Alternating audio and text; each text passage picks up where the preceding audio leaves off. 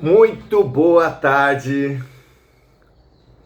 Mais uma reunião do Oração Ação, mais um encontro, mais um desvendamento, um descobrimento. Muito interessante o simbolismo da dança dos sete véus,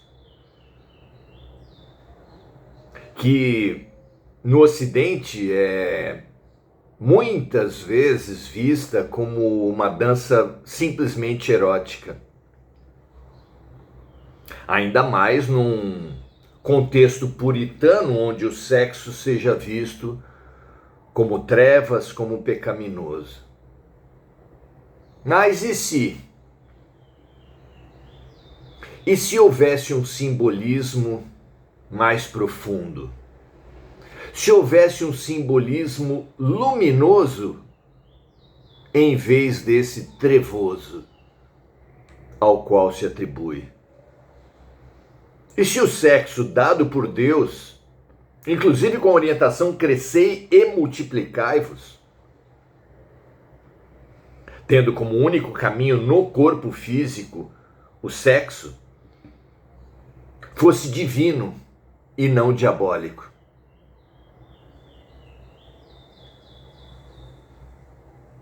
Poderíamos pensar no processo de descobrimento e de desvelamento dos fatos da vida e de nós mesmos, de fora e de dentro, como a síntese da expansão da consciência, que parte da constatação do profeta ratificada por Jesus: eles tendo olhos não veem, tendo ouvidos não ouvem. Somos nós. Até através do Messias curar-nos da cegueira. A cegueira foi uma das doenças que Jesus mais curou. A que ele não pôde curar foi a cegueira voluntária.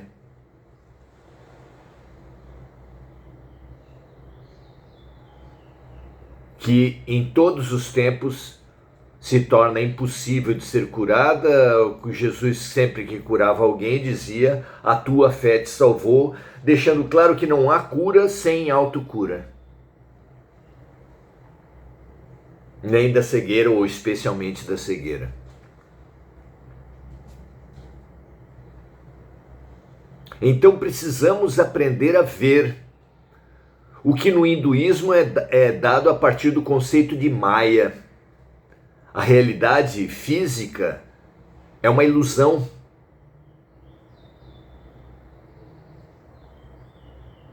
No Ocidente temos a forte metáfora da Matrix,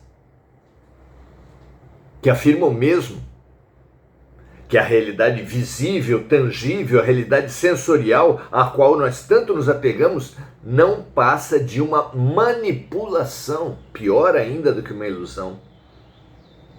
A manipulação é uma ilusão planejada, metódica,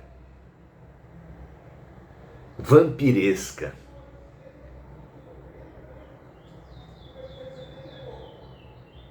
Nós alimentamos, cultivamos ilusões a respeito de nós mesmos e dos outros.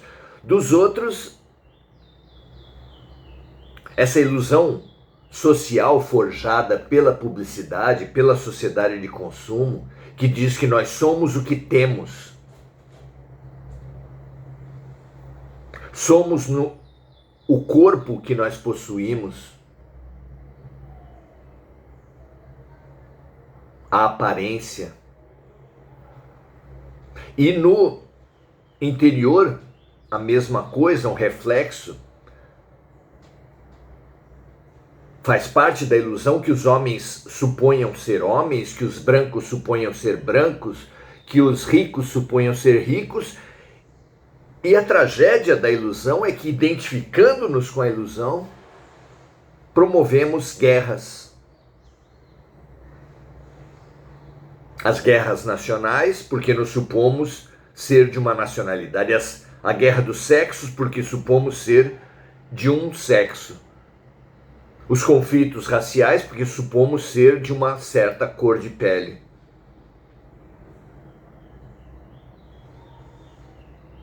É a base de toda a violência, a ilusão da matéria. Maia, Matrix, aparência. Não é interessante esse desafio? Por que tendo olhos não vemos, tendo ouvidos não ouvimos?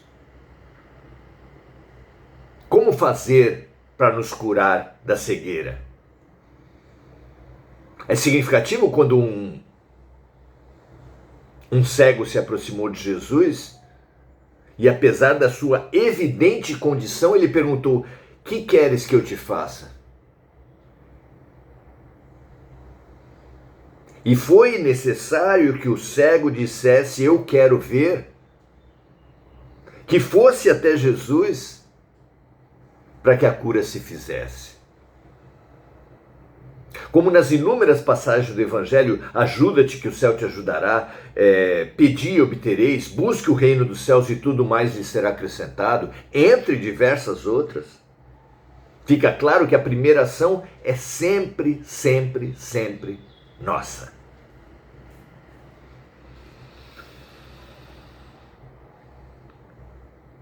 Há um episódio, que é esse que nós trataremos hoje, extremamente intrigante, especialmente para aqueles que pretendem usar o Evangelho como arma de ataque à ideia espiritualista. Dizendo que Moisés proibiu, que isso é prática demoníaca, esquecem-se do Monte Tabor.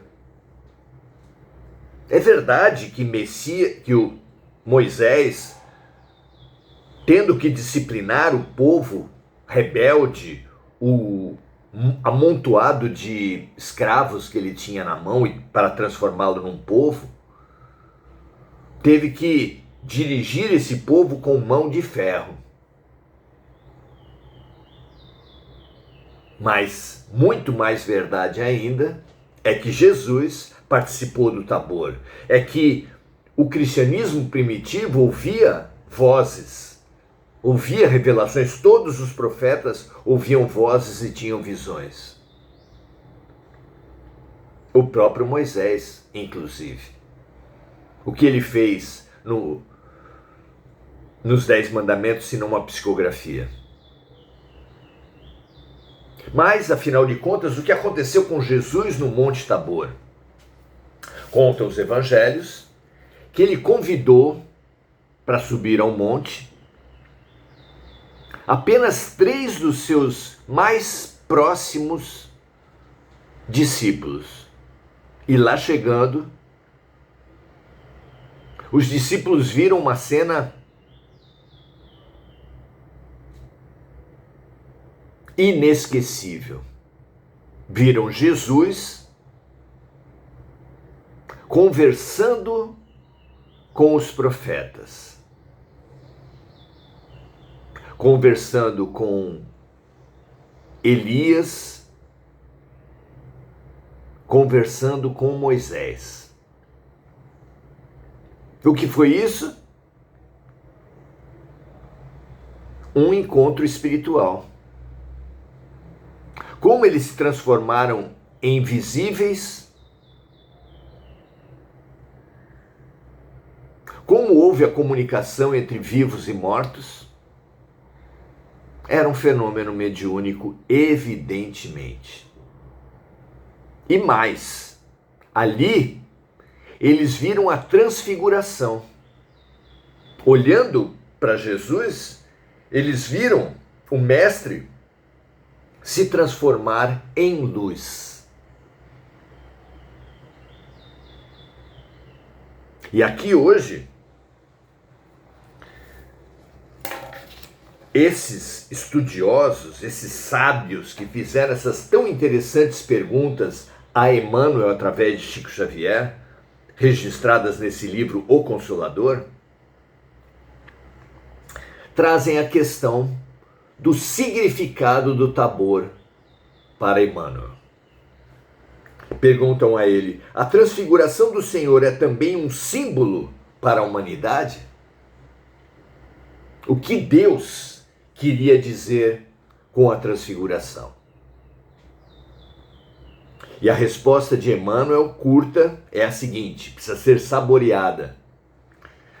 Todas as expressões do Evangelho possuem uma significação divina. E no Tabor, contemplamos uma grande lição. Os textos fundamentais, os textos importantes da humanidade, e não só a Bíblia, mas todos os textos importantes para a humanidade, eles compreendem várias leituras. Com eles podemos depreender muitos significados, porque são um treinamento para a vida, porque a vida é a parábola de Deus, a vida é a escritura de Deus, é através da vida que nós recebemos as lições e os remédios fundamentais nessa sublime escola, nesse maravilhoso hospital de Deus. Precisamos aprender a retirar os símbolos, a perguntar a cada situação, a cada relação, a cada desafio da vida, o que Deus está querendo nos ensinar com aquilo.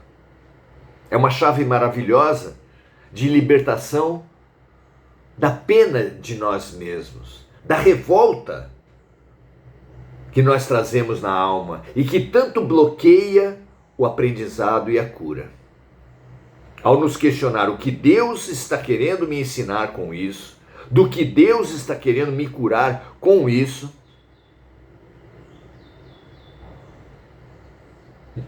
num mesmo movimento, nos afastamos da revolta e da pena de nós mesmos e nos aproximamos da cura e do aprendizado. Aqui, o tema é transfiguração e Emmanuel vem nos ensinar sobre o significado.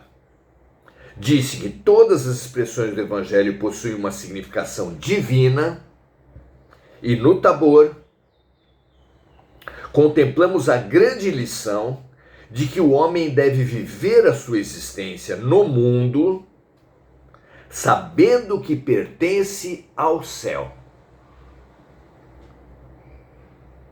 Por sua sagrada origem, sendo indispensável desse modo que se desmaterialize, olha que precioso isso, a todos os instantes, para que se desenvolva em amor e sabedoria, na sagrada exteriorização da virtude celeste, cujos germens lhe dormitam no coração.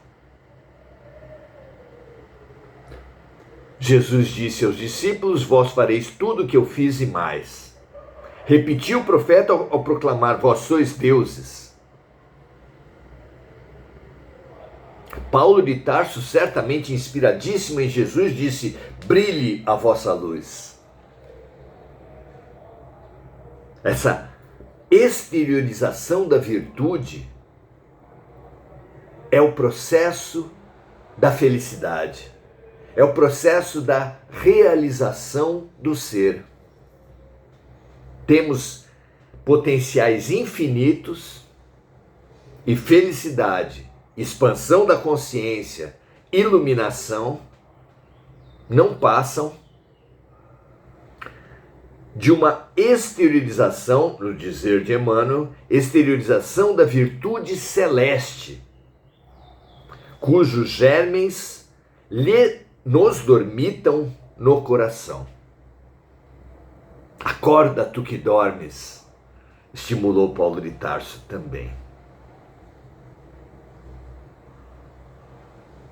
Assim, a expansão espiritual, a evolução espiritual é comparada a um despertar, a um fazer brilhar a luz, a um processo de realização essencial do ser, que pressupõe esse descobrimento, esse desvelamento. Mas o que é que nos cobre? O que são esses véus que nos encobrem a verdade, a realidade, a essência?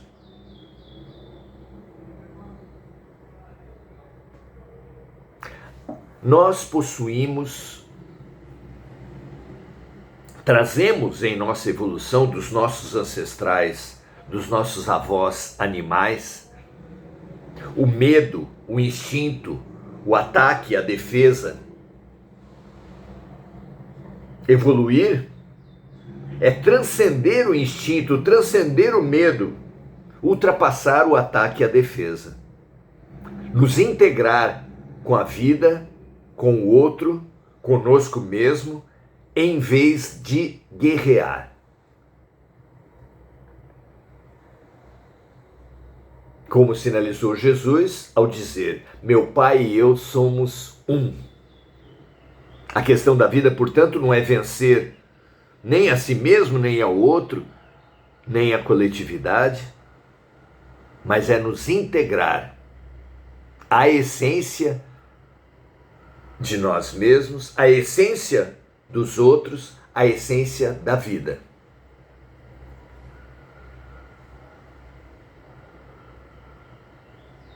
Precisamos, então,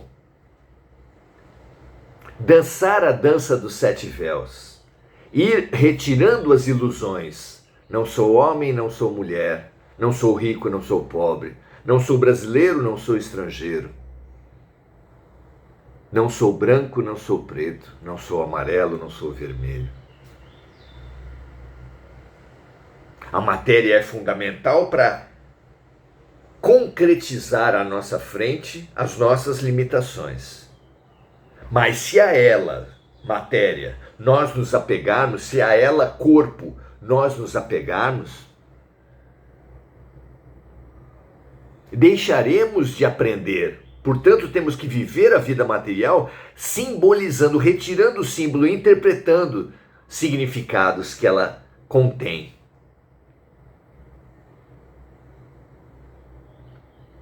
E não nos aprisionando nos condicionamentos materiais, físicos, sensoriais. Em relação a esses, ao contrário, precisamos vivê-los em desapego. Viva a sua condição sexual, a sua condição racial, a sua condição nacional, profissional, religiosa, ideológica, sem apego. Quando fizermos essa descoberta, num grau inicial que seja, já alcançaremos a paz, a tão preciosa paz. Porque nenhum sentido haverá em um homem agredir uma mulher se ele souber que não é homem. Um branco agredir um negro se ele souber que não é branco. Um rico agredir um pobre, explorar um pobre se souber que não é rico. Apenas estamos. Só isso já é uma conquista estupenda, maravilhosa, revolucionária. Bem-aventurados os mansos, porque eles herdarão a terra. É o mínimo a ser feito por todo aquele que desejar acompanhar a transição da terra. A transição interior é uma transição para a paz. É a transição dos mansos, daqueles que realizam a paz em si mesmos. E para isso a visão espiritual é imprescindível. Maravilhoso, não é? Façamos essa dança dos 7 véus em relação ao mundo tendo olhos e vendo, tendo ouvidos e ouvindo, e em relação a nós mesmos, retirando, desidentificando, desapegando em relação a esses véus, a essas máscaras que nos foram colocadas para que, enxergando as nossas limitações, pudéssemos superá-las, não nos apegar. Pelo amor de Deus. A transfiguração do Tabor é matéria fundamental para todos nós, porque nela Jesus nos mostra eloquentemente a realidade espiritual. Que somos espíritos e que estamos sempre nos relacionando com espíritos e que, se mantivermos boa sintonia, teremos contato com os melhores espíritos que já passaram pela Terra, entre os quais certamente estão Moisés e Elias, João Batista.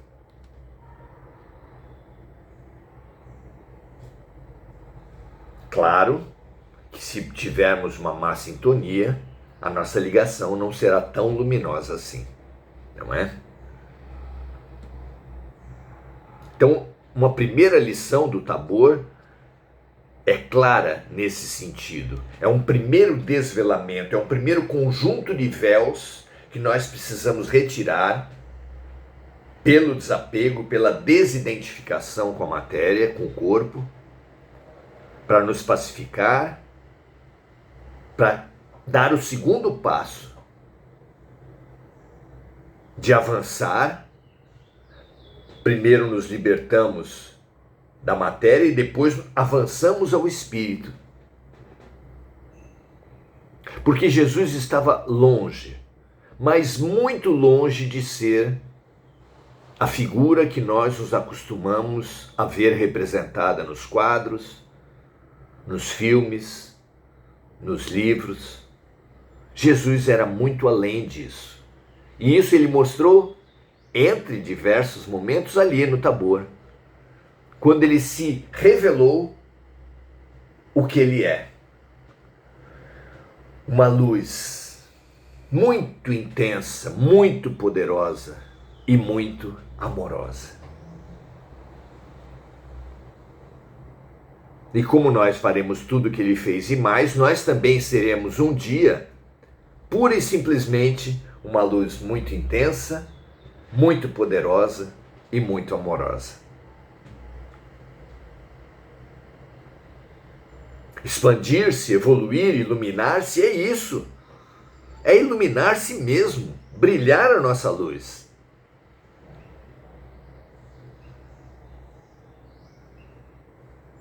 O primeiro passo, então, desapegar-se da matéria, desidentificar-se. Minha amiga, meu amigo, você não é mulher, você não é homem. Você não é brasileiro, nem estrangeiro, nem preto, nem branco. Ainda que nada de errado haja em trabalhar pela valorização dos oprimidos, Jesus fez isso. Apoiemos as lutas das mulheres, dos pobres, dos pretos, dos oprimidos de qualquer tipo. Mas sempre em paz, sempre em amor, sempre em desvelamento e em desapego. Tanto deles quanto nossa. Porque é assim que nós nos habilitaremos a dar o segundo passo, que é a descoberta, o desvelamento rumo ao eu essencial, ao eu maior, como diz o budismo, a essência, como diz a filosofia, se opondo à aparência, ao eu maior do budismo se opondo ao eu menor, ao homem novo de Paulo de Tarso se opondo ao homem velho, ao self de Jung se opondo ao ego de Freud. Esse é o processo da nossa emancipação, da nossa realização. Veja como é bom contemplar isso. Que tarefas fundamentais temos para realizar? Sim, é claro que nessa vida não conseguiremos atender em plenitude o novo mandamento de Jesus de amarmos-nos uns aos outros como Ele nos amou. Mas tenhamos claro que apenas são bem-aventurados apenas aqueles mansos e pacíficos, porque eles herdarão a terra. E essa mansidão e essa paz interior depende de alcançarmos a perspectiva espiritual, conquistando o desapego e a desidentificação com o corpo, essa busca enlouquecida pela matéria, pelo dinheiro, pela beleza física, pela fama, pelo poder como autoexaltação, que enlouquece praticamente a terra inteira. Maravilhoso contemplar esse caminho. E mais maravilhoso ainda é praticá-lo. Fundamental conhecer, autoconhecer-se e praticar o bem. Que essa visão, e mais do que essa visão, essa boa vontade, oriente os nossos passos, os passos de cada um que assiste ao vivo, de cada um que assiste em gravação, e de cada um que em transbordamento dessa luz recebe essa lucidez, esse encorajamento para avançarmos na nossa expansão espiritual. Graças a Deus. Saudando os amigos, Marco Aurélio Trindade, dando seu boa noite, Suzana Sasaki, pedindo vibrações para Fabrício Sasaki, que se encontra na dependência química e no momento está vivendo nas ruas. Que, através do irmão da Suzana, do afeto que a nossa amiga nos transmite, nós usemos esse afeto como uma lente de aumento da nossa energia, da nossa luz, para transmitir essa luz para o Fabrício e para todos os outros dependentes químicos que se espalham pelo mundo, nas ruas, nas casas, nas empresas, na política, nos esportes, na cultura, em toda parte.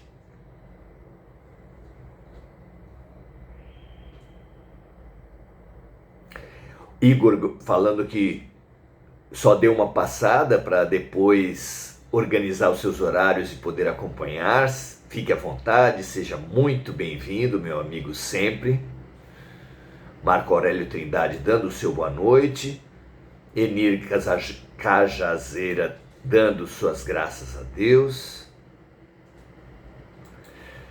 Adelaide Dias dando o seu boa noite. Enir Cajazeira pedindo vibrações pela saúde da Mônica, nossa amiga. E fazemos o mesmo movimento que fizemos antes de usar o nosso afeto à amiga Mônica como essa lente de aumento que multiplica a nossa luz e transborda, iluminando todos os doentes da Terra. Aqueles que estão sendo assistidos e especialmente aqueles que estão sem assistência. Muita paz e muito bem a todos. Amanhã continuaremos aqui. Venha conosco. Sempre às 18 horas de segunda a sábado e no domingo às 17h30 no curso Livro dos Médiuns. Sempre buscando o desvelamento da realidade, o desvelamento do ser, a expansão nossa e da nossa visão no nosso processo de despertamento. Muito obrigado pela presença, um grande abraço e até amanhã.